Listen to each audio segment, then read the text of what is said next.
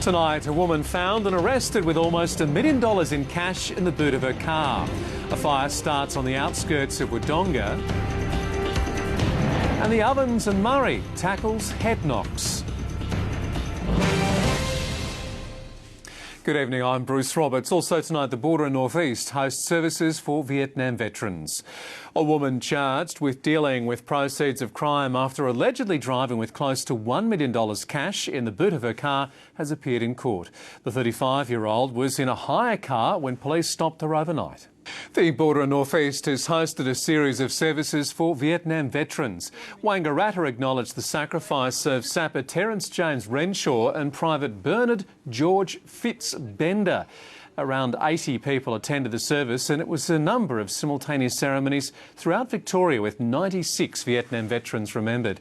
Beechworth and Midder also hosted services. The project starts a year of activities to mark the 50th anniversary of the Battle of Long Tan.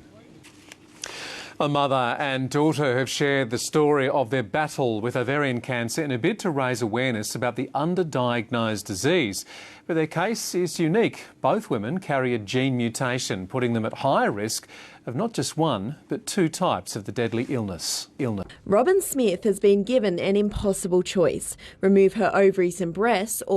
When we return tonight, calls for dementia carers to receive further help, and renovations complete for Wodonga's senior citizens.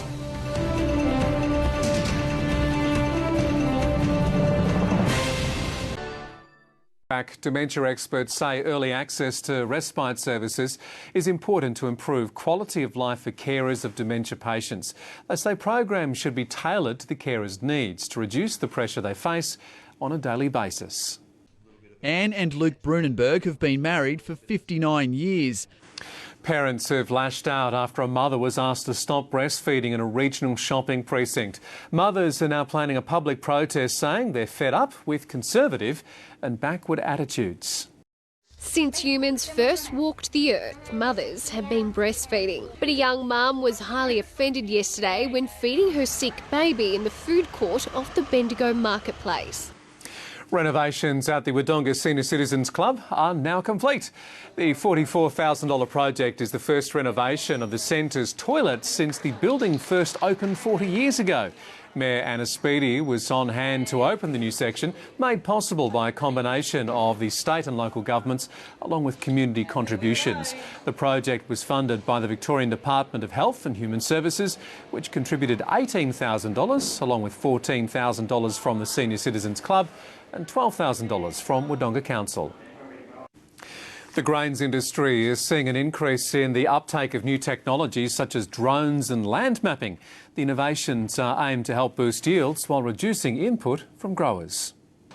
After a gruelling few seasons, grain growers are looking for new ways to utilise technology in production. A 39-year-old Numurkah musician is attempting to busk his way to Memphis to play the Mississippi Blues despite being a paraplegic.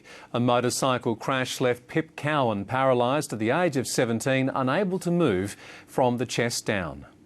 It's been almost 22 years since Pip Cowan's life changed forever.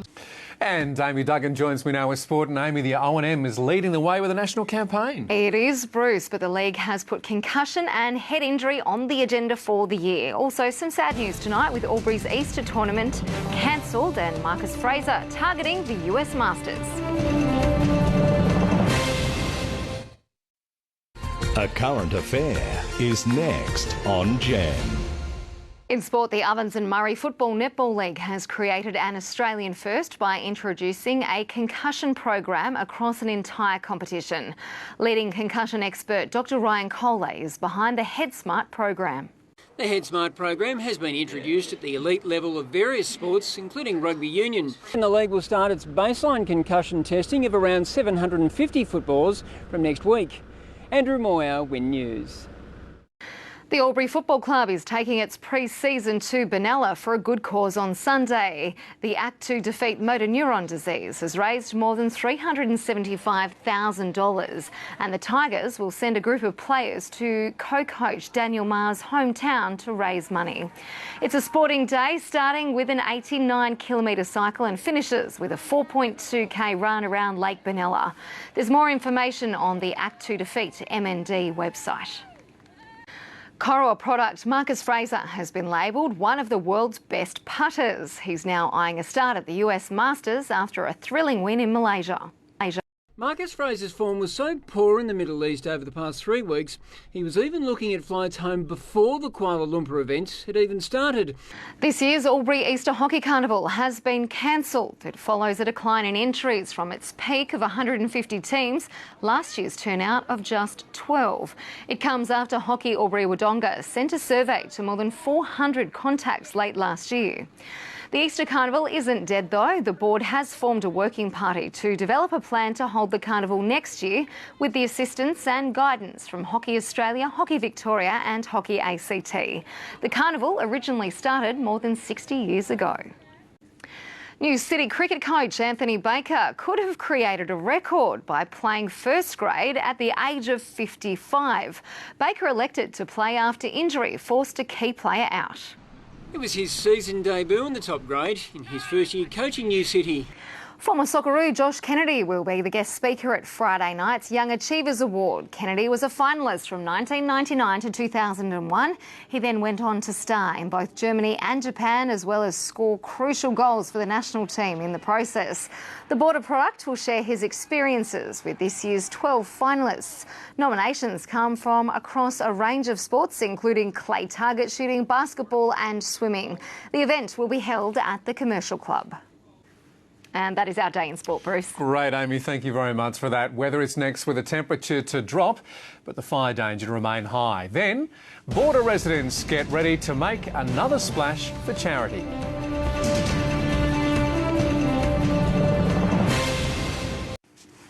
Hello again. It's been another hot and cloudy day across the Border and northeast. Let's have a look at the details. Albury Wodonga overnight, 23 degrees, but getting up to 41 today. Sunshine was about in Tumbarumba and Corryong, both getting up to 40 degrees today. Hotter still for Beechworth and Bright, 41. Yarrawonga also up to 41. Benalla, Wangaratta and Corowa, 40 degrees today. On the satellite, a cold front crossing southern Victoria is producing rain, heaviest in the southwest. Meanwhile, a trough is drawing hot, gusty winds into the northern regions, with patchy cloud in the state's northeast, generating light showers. On the synoptic, a low-pressure trough is expected to bring thundery showers across parts of Victoria tomorrow. That cloud band producing rain across southern Victoria is forecast to weaken by Friday. Now, we do have some fire danger ratings. The total fire ban remains in place for the Mallee, North Central, Northern Country and North East districts until midnight. To the forecast, remaining hot and sunny across the Border and northeast with the chance of rain. Corryong and Tumbarumba up to 37 degrees tomorrow. Bright, some relief there, 36 but only 22 overnight. Benalla also 22 but getting up to 36 tomorrow. Yarrawonga 37, Corowa up to 38 degrees. So for Albury Wodonga, dry and mostly sunny, 24 overnight but getting up to 38. The UV index is still extreme. For Melbourne, cloudy with the chance of rain up to 26. For Sydney though, hot and sunny, 38 degrees. And as we take a look at the days ahead, Friday sunny and dry temperatures back in the mid-20s. Then for Saturday we can see mostly sunny light winds, and Sunday we should see that sun right across the region again. And finally tonight, the Border's Big Splash charity swim is just a week away, providing funds for those accessing mental health support services. The swim has been a big hit in the past, raising funds for Albury Wodonga Headspace. Since the facility opened on the Border last year, almost 800 young people have accessed the service. The Big Splash will be held at the Albury Swim Centre. The community is encouraged to again show its support for the event. And that is how we saw news in the Border and northeast this Wednesday, February 24. We're looking forward to your company tomorrow night from 7 o'clock. If you do get the chance, you can find Win News on Twitter and Facebook. I'll join you with Win's All Australian News at midnight and midday with an insight into regional issues right across the country. I'm Bruce Roberts. Have a fabulous evening. This has been a Win News presentation from Win, Australia's #1 regional television network.